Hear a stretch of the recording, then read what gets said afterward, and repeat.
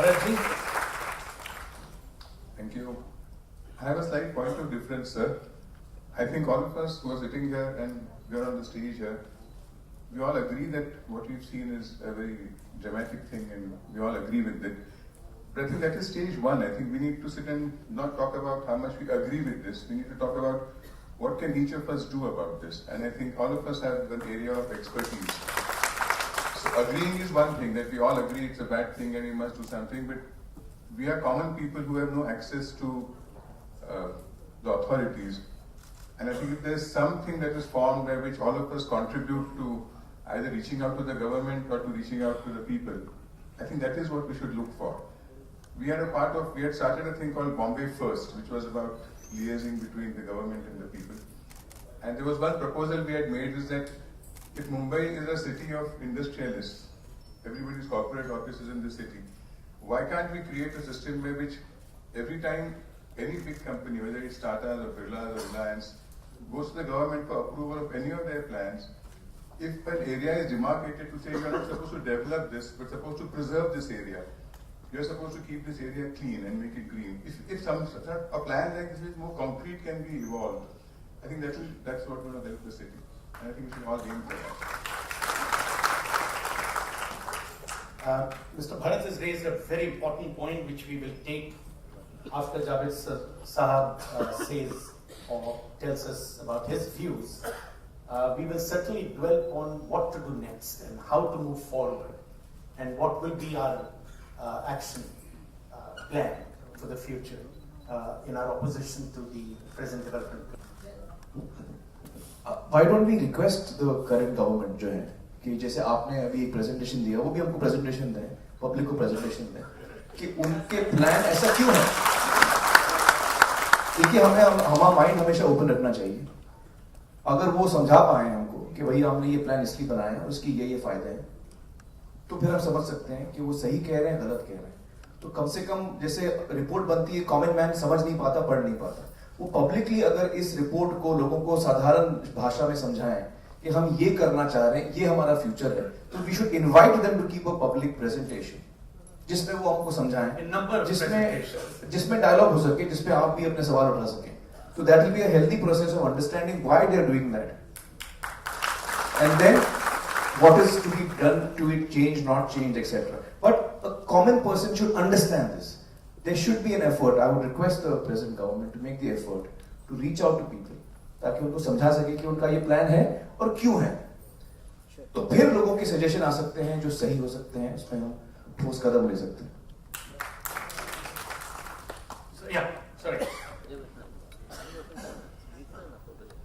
Sir, यहाँ आने की सिर्फ वजह यह है कि मेरे हाथ थोड़े कांपते हैं, तो वहाँ में अगर माइक मेरे हाथ में कांप रहा होता तो आप लोग समझते मैं नर्वस हूँ. इसलिए मुझे याद पड़ता है, इस साल मुझे पूरे 50 बरस हो गए मुंबई आए हुए. मैं अक्टूबर 4 को आया था.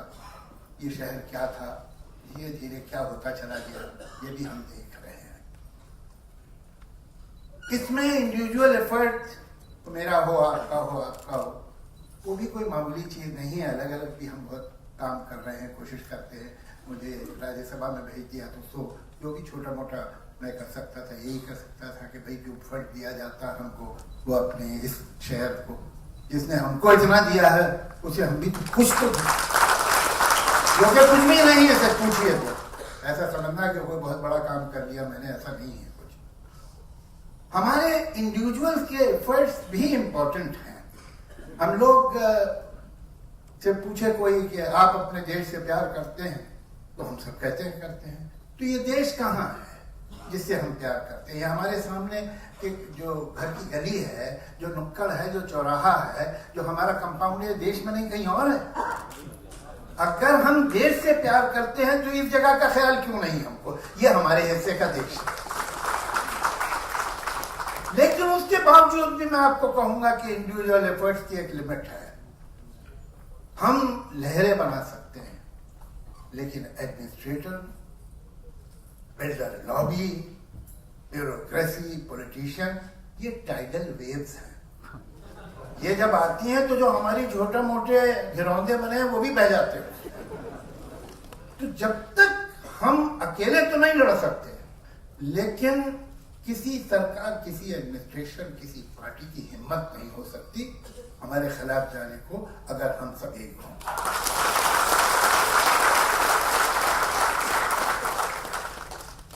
बात घुमा फिरा के कहने की जरूरत नहीं है, सीधी बात क्या है कि इस शहर को इंडिविजुअल्स ने बर्बाद नहीं किया है, बिल्डर लॉबी और पॉलिटिशियन की साथ। हमें बताया जाता है कि ये शहर गंदा इसलिए हो रहा है, ये शहर खराब इसलिए हो रहा है कि इसकी संख्या बढ़ रही है, इंसानों की पॉपुलेशन बढ़ रही है। मुंबई जो है वो 8वां मोस्ट पॉपुलेटेड सिटी है दुनिया में। न्यूयॉर्क की पॉपुलेशन बहुत बड़ी, जो कि फाइनेंशियल कैपिटल है यूएसए का। टोक्यो की पॉपुलेशन बहुत बड़ी, जो कि फाइनेंशियल कैपिटल है जापान का। मुंबई की पॉपुलेशन बहुत बड़ी है, जो फाइनेंशियल कैपिटल है इंडिया का। इन तीनों शहरों की जमीन में से तेल निकलता है, सोना निकलता है, हीरा निकलता है। क्या निकलता है इसकी जमीन से? जो ये फाइनेंशियल कैपिटल है। ये फाइनेंशियल कैपिटल इस नगर के रहने वालों की वजह से, न्यूयॉर्क के रहने वालों की वजह से, टोक्यो के रहने वालों की वजह से। और ये दोनों शहर जो हैं, इनकी संख्या, इनकी पॉपुलेशन मुंबई से ज्यादा। यहां जो लोग रहते हैं, यहां लोग जो आए हैं, उन्होंने ही तो इसे फाइनेंशियल कैपिटल बनाया। कोई जमीन में तो थोड़ी निकल आई थी दौलत। और उसको किस तरह से इस्तेमाल किया जा रहा है, जो यहां पैदा हुआ है इंसान के मनोबल से, मेहनत। 1 लाख से ऊपर घर मुंबई में ताला लगा हुआ पड़े हुए हैं, बिक नहीं रहे, बंद है। 1 लाख से ऊपर 11 लाख घरों की जरूरत है, नहीं है। इस शहर की 90% पॉपुलेशन या तो स्लम पे है, या फुटपाथ पे है, या ऐसे घर पे है, बिल्डिंग में है, जो किसी दिन भी गिर सकती है। बिल्डर्स अब बिजनेस से भी आगे जा चुके हैं। पैसा अब इतना हो गया है कि धंधे की बात भी सोचने की जरूरत नहीं है। अगर धंधे की बात सोचनी हो तो वो तो छोटे घर बनाएंगे, वो घर बनाएंगे जो लोग खरीद सके। जो तुमने बड़े घर बनाए थे तो बंद पड़े हुए हैं, तो तुम छोटे घर क्यों नहीं बनाते? ये उनकी शान के खिलाफ है। गरीबों के लिए घर बनाए, ठीक, ये कोई काम है? अब उनको ये काम पसंद नहीं।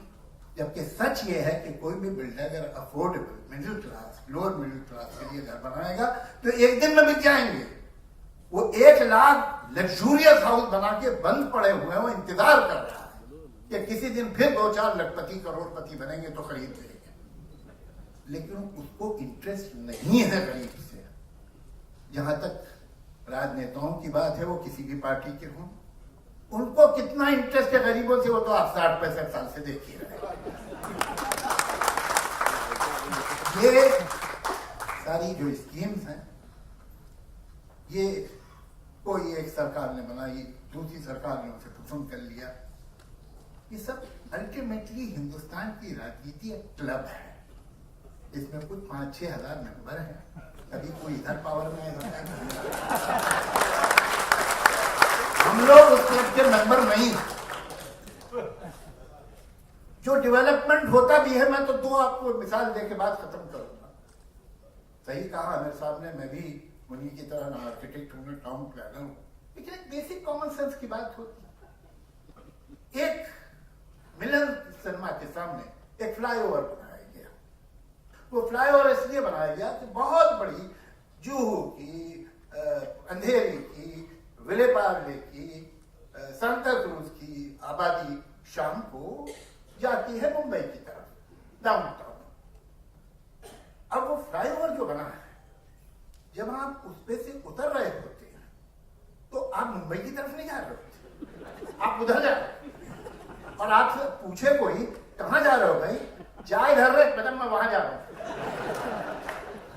और वो वहां खत्म होता है। जहां वो है एयरपोर्ट का एरिया, कि आप वहां पर ट्रैफिक जैम करवाएंगे। मैं गया, अस्थाना साहब क्या डेजिग्नेशन था उनका?